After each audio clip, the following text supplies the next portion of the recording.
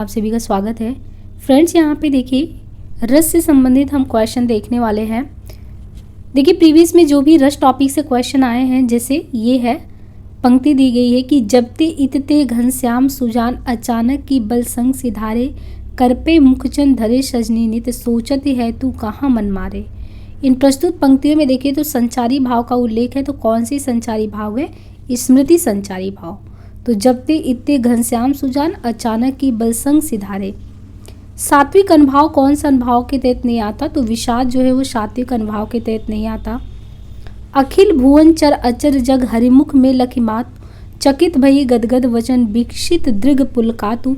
इसमें इन पंक्तियों में निहित रस है। तो कौन सा रस है? अद्भुत रस निहित है। इसमें दिया है कि रस का अवयव नहीं है। तो कौन से इसमें रस का अवयव नहीं है? अलंकार जो है रस का अवयव नहीं है। संचारी भाव कहते हैं। तो किसको कहते हैं संचारी भाव? व्यभिचारी भाव को संचारी भाव कहते हैं। भरत मुनि ने रसों की संख्या कितनी मानी है? तो 8 मानी है। रस सिद्धांत का प्रवर्तक किसको मानते हैं? तो आचार्य भरत मुनि को रस सिद्धांत का प्रवर्तक माना जाता है। राम को रूप निहारत जानकी कंगन के नक की परछाई याति सबे सुधि भूल गई करटे की रही पल टारत नाही। ये श्रृंगार रस से संबंधित पंक्तियां हैं। सिंह की गर्जना या सांप की पुकार ये रस का उद्दीपन विभाव है। तो ये किसका है? भयानक रस का उद्दीपन विभाव है, सिंह की गर्जना या सांप का फुंकार। विषय द्वारा की गई क्रियाएं और वह स्थान जो रस निष्पत्ति में सहायक होते हैं उन्हें क्या कहते हैं? तो उद्दीपन विभाव कहते हैं। कबहू को हो यही रहन रहोगे श्री रघुनाथ कृपाल कृपाते संत स्वभाव कहोगे। पंक्ति में शांत रस है। तंबूरा ले मंच पर बैठे प्रेम प्रताप साज मिले 15 मिनट घंटा भर आलाप। तो इसमें हास्य रस है। रस को काव्य माना जाता है। तो किसको? रस को काव्य का आत्मा माना जाता है, यानी रस को जो है काव्य का आत्मा माना जाता है। किलकत कानत घुटरन आवत मन में कनक नंद के आंगन मिम्ब फकरिए धावत। इस पंक्ति में निहित रस है वात्सल्य। मनरे तन कागत का पुतला लागे बूद बिनसी छाए जिनमें गर्भ करे क्या इतना। इसमें शांत रस है। अस्थाई भाव जब विभाव अनुभाव एवं संचारी भाव के योग से आस्वादन करने योग्य हो जाता है तब सहृदय प्रेक्षक के हृदय में रस रूप में उसका आस्वादन होता है। रस की ये परिभाषा दी है आचार्य श्याम सुंदर दास ने। उधर गर्जत सिंधु लहरिया कुटिल काल के जालों सी चली आ रही फेन उगलती फन फैलाए ब्यालों सी। इस पंक्ति में भयानक रस है। वह रस जिसका स्थायी भाव रति है तो वो श्रृंगार रस होता है। और जन्म मरण से भय वैराग्य तत्व और शास्त्र आदि के चिंतन से होने वाले रस का नाम है शांत रस। भयानक रस के संचारी भाव है त्रास आवेग दैन्य शंका अपस्मार। रौद्र रस का स्थायी भाव है क्रोध। विभत्स रस का स्थायी भाव है जुगुप्सा। रति हास्य शोक क्रोध भय आदि भाव की गिनती इनमें से अस्थायी भाव के तहत होता है। संचारी भाव के प्रकार होते हैं तो 33। शांत रस का स्थायी भाव निर्वेद है। हिंदी के वह आचार्य जिन्होंने छल नामक संचारी भाव को प्रचारित किया वो है देव। उधर गरजती सिंधु लहरिया कुटिल काल के जालूसी चली आ रही फेन उगलती फन फैलाए ब्यालू सीमी रस है भयानक रस। हाथ पैर का कांपना स्तंभ रोमांच मुख वैवर्ण स्वर परिवर्तन इत्यादि अनुभाव है भयानक रस के। शांत रस को भी नाटक में अनुभव योग्य माना है उद्भट ने।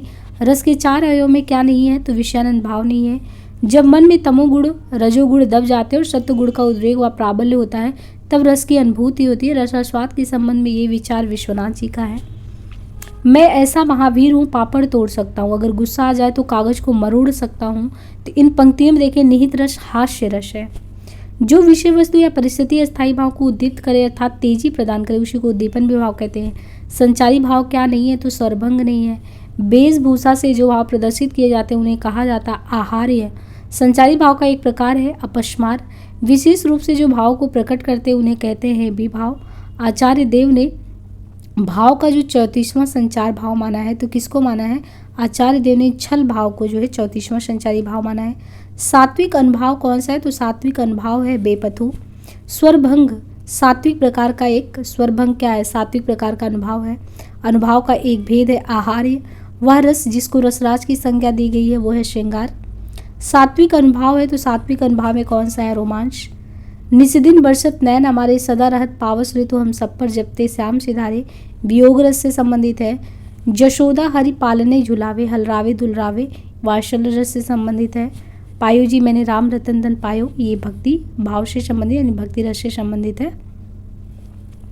रस होता है तो व्यंग, जिस प्रकार आत्मा की मुक्तावस्था ज्ञान दशा कहलाती है उसी प्रकार हृदय की मुक्तावस्था रस दशा कहलाती। उक्त कथन है शुक्ल का। रस निष्पत्ति का समीक्षा संबंधी अभिव्यक्तिवाद सिद्धांत है आचार्य अभिनव गुप्त का। सात्विक अनुभाव नहीं है तो चिंता। साधारणीकरण के संदर्भ में कहा गया है वाक्य भावकत्यम साधारणीकरण या कथन आचार्य भट्टनायक का है। सात्विक अनुभाव कौन सा नहीं है तो सात्विक अनुभाव अपस्मार। वह रस जिसका स्थायी भाव विस्मय है तो वह अद्भुत रस है। वह हिंदी आलोचक जिसने साधारणीकरण की व्याख्या की नगेंद्र। राम रावण युद्ध में राम रावण पर क्रोध करते तो राम रावण के क्रोध का है आलम्बन विभाव।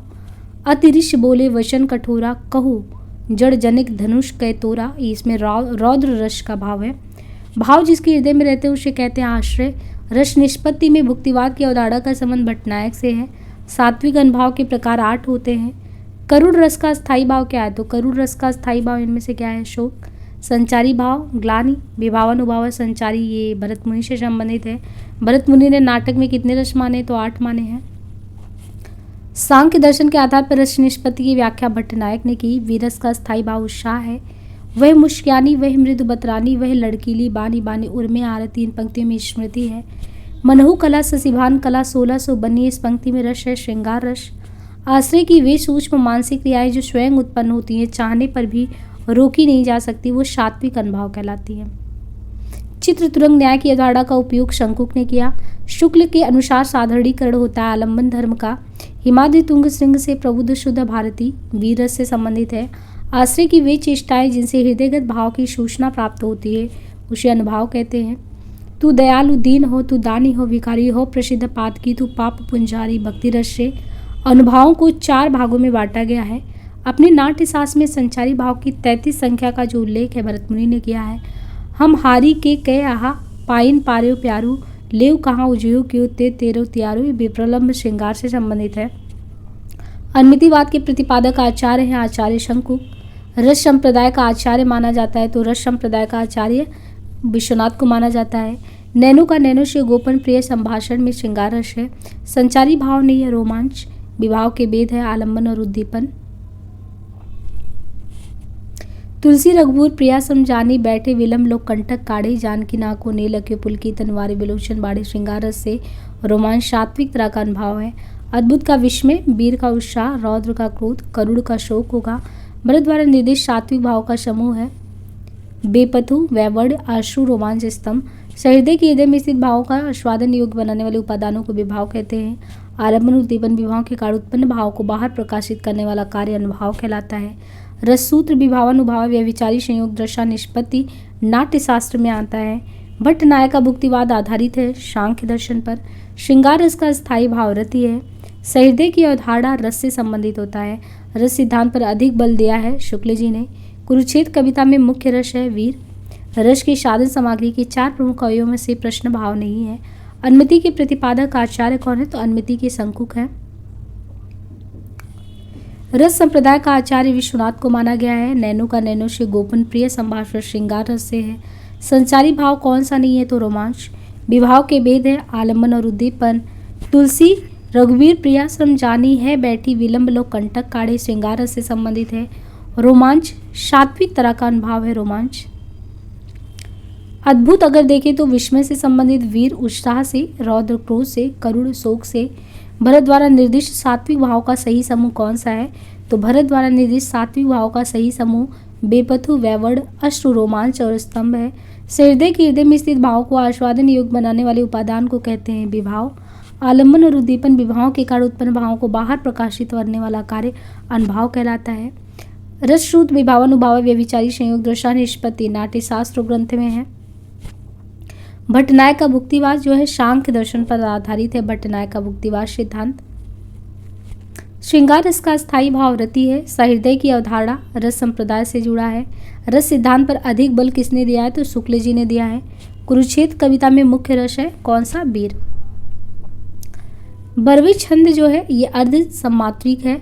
दिवशान का अवसान समीप था, गगन था कुछ लोहित हो चला, तरुशिखा पर थी अबराज थी, कमलनी कुल बल्लभ की प्रभा। इस कविता में छंद है द्रुत विलंबित। द्रुत विलंबित छंद का लक्षण है कि इसके प्रत्येक चरण में होते हैं 1 नगड़ 2 भगड़ तथा 1 रगड़।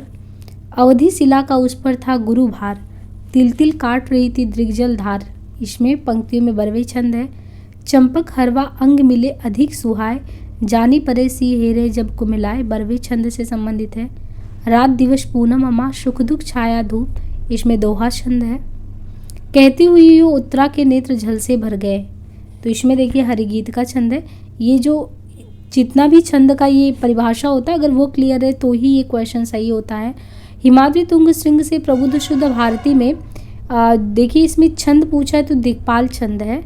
वंशस्थ यानी हरा भरा है सब पेट जो भरा, सुनो नहीं तो बस शून्य है धरा, लगे हमारे शब काम पेट से, बचा न कोई इसकी चपेट से, वंशस्थ है।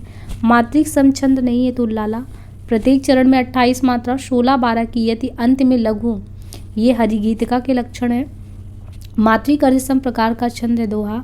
रसखान का प्रिय छंद कौन सा है, तो रसखान का है सवैया। विषम चरणों में 13-13 तथा सम चरणों में 11-11, कुल 24, तो ये दोहा से संबंधित है। डिगति उर्व अति गुर्वी शर्व पदे समुद्र शर, ये छप्पे से संबंधित है। धर्म के मग में अधर्मी से कभी डरना नहीं, चेत कर चलना कुमारक में कदम धरना नहीं, गीतिका से है। संसार की समरस्थली में धीरता धारण करो, चलते हुए निज इष्ट पथ पर संकटों से मत डरो, हरिगीतिका से संबंधित है। मंदा क्रांता छंद का गढ़क्रम है। माँ भा ना ता ता गा ये करके है। रास पंचाध्यायी में प्रयोग किया गया है रोला छंद। प्रबल जो तुम में पुरुषार्थ हो, सुलभ कौन तुम्हें ना पदार्थ हो, इसमें द्रुत विलंबित छंद है। तो ये कुछ पंक्तियाँ जैसे निगाह में रहे तो याद कर सकते हैं, बट इसको बिना वो करने थे यानी लघु दीर्घ देखे बिना नहीं वो क्लियर होगा। अब जैसे रघुकुल रीति सदा चल आई, प्राण जाई पर बचन न जाई, तो इसमें कौन सा छंद है, चौपाई। रहीमन पानी राखी बिन पानी, तो इसमें तो दोहा छंद है। करते अभिषेक पयोध है, बलिहारी इस देश की है, मातृभूमि तू सत्य है, शगुड़ मूर्ति सर्वेश की, उल्लाला छंद। आवेगों से विपुल बिकला सिरड़ सया कृशांगी, मंदक्रांता है। भू में रमी शरद की कमनीयता थी, वसंत तालिका। छंदों को पढ़ते समय कई स्थलों पर विराम लेना पड़ता, उनको यति कहते हैं। कौन सा वाड़ी छंद है, ये कुंडलिया। रहिए लटपट कटी दिन बरु घुमई में सोए, छान हवा की बैठ, ये तो कुंडलिया है। अति सुदो स्नेह को मारक है, जहाँ नैक सयान बाक नहीं, सवैया छंद है, ये भी बहुत ही घनानंद का फेमस है। पीयूषो कहू संदेशड़ो है भौरा है काक, तो दोहा छंद है इसमें। छंदशास्त्र के ग्रंथ के रचयिता पिंगल है। इंद्रवजा जो छंद है उसके एक चरण में इंद्रवजा में 11 होते हैं, गीतिका में 26 मात्राएं, वाड़िक में शालिनी। मात्राओं वाले छंद को सोरठा कहते हैं। कविता और छंद में घनिष्ठ संबंध है। कविता हमारे प्राणों का संगीत है, छंद हृदय का कंपन। कविता का स्वभाव ही छंद में लयमान होता है, उपकथन है पंद का। कंकन किंकिन नुपुर ध्वनि सुने, कहत लसन संग्राम, हृदय गुनी पंक्तियों में प्रयुक्त छंद का नाम है, तो चौपाई छंद है। वह छंद जिसके प्रत्येक चरण में 24 मात्राएं, और यहाँ पे देखिए 11 और 13 मात्राओं पर यति होता है और रोला कहलाता है। या लकुटियरु कामरिया पर रास्ती हूँ पुरी को तज डोरो, तो ये सवैया छंद से है। 31 या इससे अधिक वर्णों के चरण वाला छंद कहलाता है कवित। इन तन का दीवा करो बाती मेलो जियो, लोही सींचो दिल जियो, तो ये दोहा से संबंधित है। गर्भ करो रघुनंदन जनिमन माह, वरवे छंद से है। वाड़िक छंद नहीं है, अरिल कमला सगड़ का उदाहरण है। दोहा प्लस रोला छंदों से मिलकर बना यानी कुंडलिया। छंदसास का ग्रंथ प्राकृत पैंगलम, रामदूत अतुलित बलरामा, इसमें 16 मात्राएं हैं। गीतिका छंद का एग्जाम्पल है हे प्रभु आनंददाता। छंद में प्रायः 4 चरण होते हैं। और मैं राज की चाह नहीं करूँगा, है जो तुम्हें इष्ट वही करूँगे, इंद्रवजा से संबंधित। चौपाई छंद के बारे में कथन है, प्रत्येक चरण में 16 मात्राएं, अंत में जगड़ तगड़ नहीं। लक्षणों के आधार पर वो छंद जो दोहा का विपरीत माना जाता वो शोरथा है। छंदशास्त्र के प्रणेता आचार्य माने जाते हैं पिंगल। वाड़ी छंदों में विचार होता है वर्ण का। आरती सैन्य सिंधु में शुबाड़ वाग्नी से चलो, ये जगड़ रगड़ ये करके है। या लकुटियरु कामरिया पर राजद्वीपुर के तजदारों में सवैया है। घनाक्षरी वाड़िक से वाड़िक छंद है, उपन्द्रवजा से संबंधित। मंगल करनी कल मन हरनी, हरिगीतिका से। वाड़िक छंदों में गढ़ होते 8 प्रकार के। मात्रा क्रम की दृष्टि से दोहा के ठीक विपरीत पड़ने वाले छंद का नाम शोरठा है। अवधि का निजी छंद छप्पे है। अनुष्टुप क्या है, अनुष्टुप एक प्रकार का छंद है। रेमन चुप है बैठिए देखी दिनन के फेर, तो दोहा छंद। मंगल भवन अमंगल, ये चौपाई छंद से है। निज भाषा उन्नति है, तो दोहा छंद। चौपाई छंद का पूर्व रूप अरिल है। देखिए चौपाई छंद का पूर्व रूप अरिल होता है। चरण में मात्राओं की संख्या कम से अधिक के आधार पर चौपाई पीयूषवर्धक रोला गीतिका है। सरसी छंद में होती है, तो सरसी छंद में 27 मात्राएं, 16-11 पर यति, अंत में गुरु और लघु। जय सुमृत सिद्धि हुई गुणनायक, करिवर बदन सोरठा छंद। छप्पे में होते प्रथम चरण 4 रोला के, अंतिम 2 उल्लाला के। वह छंद जिसमें प्रथम और अंतिम शब्द समान होता है, तो वो कुंडलिया है। वह छंद जिसमें 4 से अधिक चरण होते हैं छप्पे। वह छंद जिसमें 12 और 7 की यति तो बरवे। मात्रिक छंद में मात्रा 2 होता है। मात्रिक छंद नहीं है मंदाक्रांता। राम कथा सुंदर करतारी ये चौपाई छंद से संबंधित है। तो अब यहाँ से टॉपिक अलंकार से संबंधित होगा, उसे हम नेक्स्ट पार्ट में देखेंगे। आज के लिए इतने, धन्यवाद।